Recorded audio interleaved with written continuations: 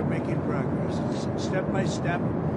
There's tremendous hatred between the leaders, if you call the whole situation leaders. But I think we'll get that done. And the Middle East, a lot of things are happening with respect to Iran. And we'll see if we can get something done. And if not, it's going to be a bad situation, very, very bad. Oil sanctions that you mentioned today, when will they start? So we have a couple. We have the secondary tariffs on Iran, and we'll probably give it a couple of weeks. And if we don't see any progress, we're going to put them on. We're not putting them on right now, but if you remember, I did that 6 years ago, and it worked very well, to put it mildly.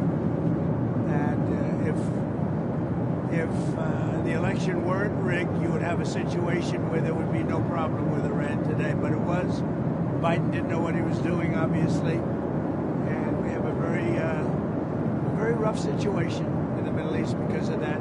You ended up with October 7th, and you would have never had October 7th, and you would have never had Russia going into Ukraine likewise. But we're going to make a decision on secondary tariffs on Iran based on whether or not they're going to make a deal. If they're going to make a deal, then we're never going to put secondary tariffs on. We're going to hope they have a great, long, and successful life as a country.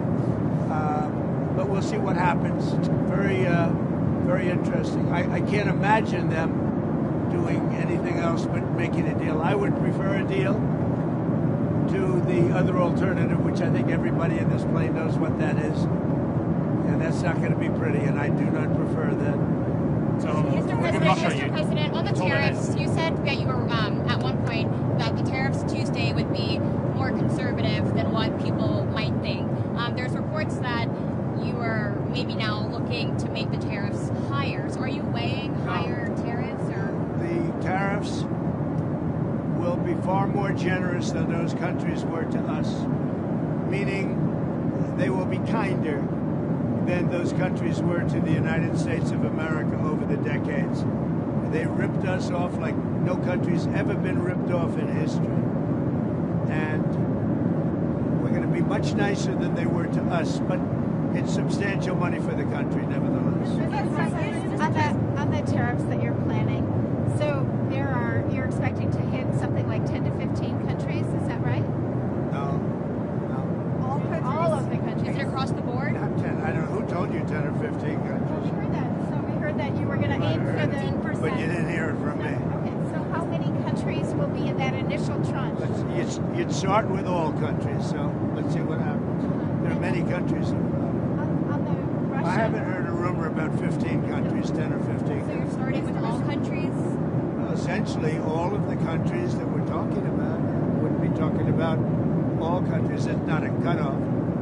And if you look at the history and you look at what's happened to us, you go to certain places, go to Asia, and you take a look at every single country in Asia, what they've done to the United States in trade. And by the way, in military in a certain way.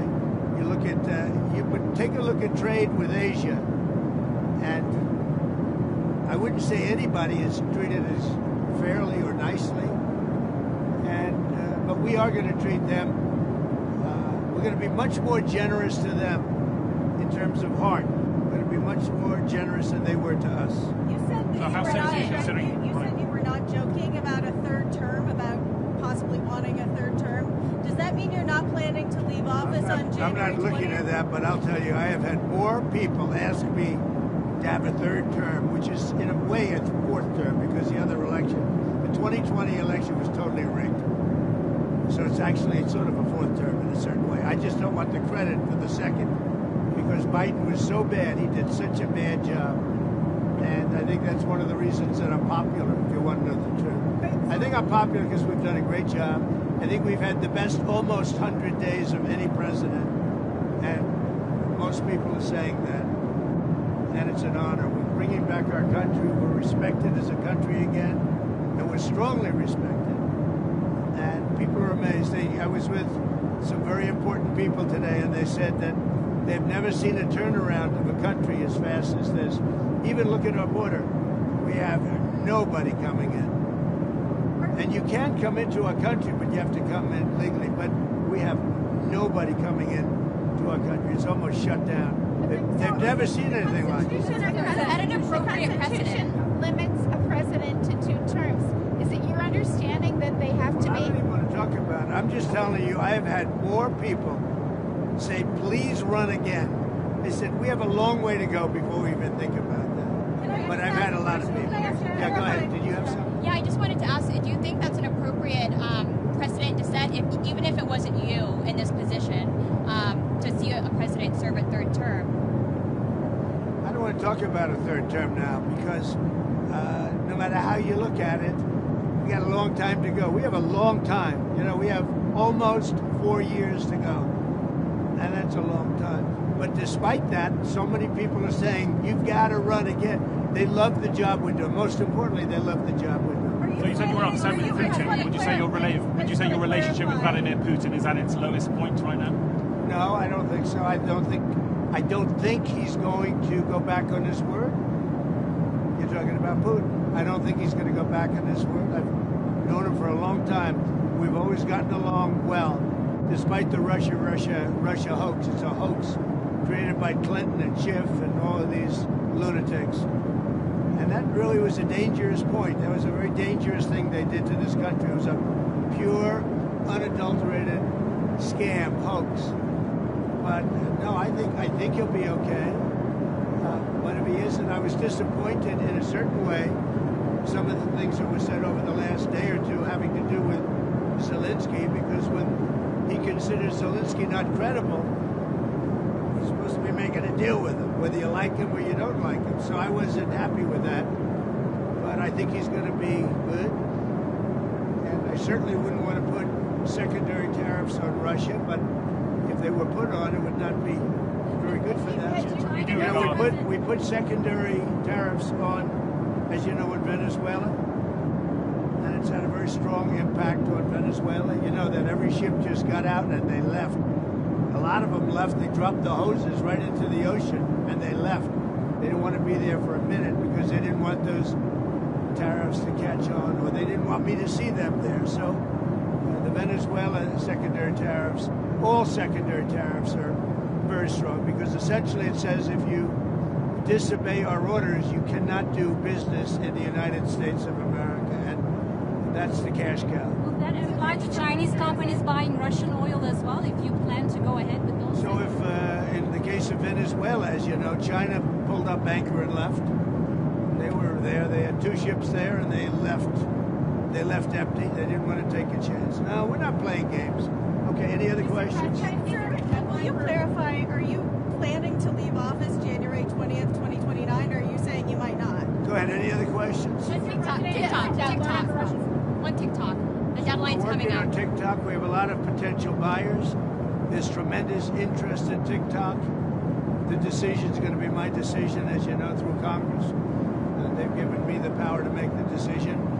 We have a great team of people essentially taking bids. We have a lot of people that want to buy TikTok.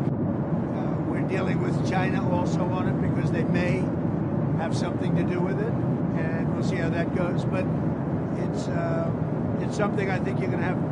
I'd like to see TikTok remain alive. I mean, I'll be honest, selfishly speaking, I won the young vote by 36 points. Republicans generally don't do very well with the young vote, and I think a lot of it could have been TikTok. It could have been Joe Rogan, and it could have been a lot of things, but it was also TikTok.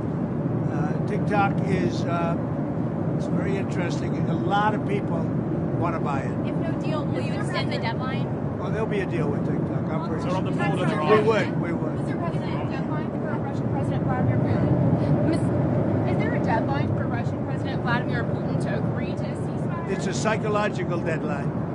If I think they're tapping us along, I will not be happy about it. Do you think they are right now? I don't know.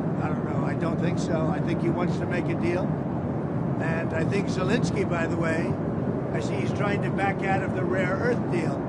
And if he does that, he's got some problems. Big problems. We made a deal on rare earth. And now, I want to renegotiate the deal. He wants to be a member of NATO.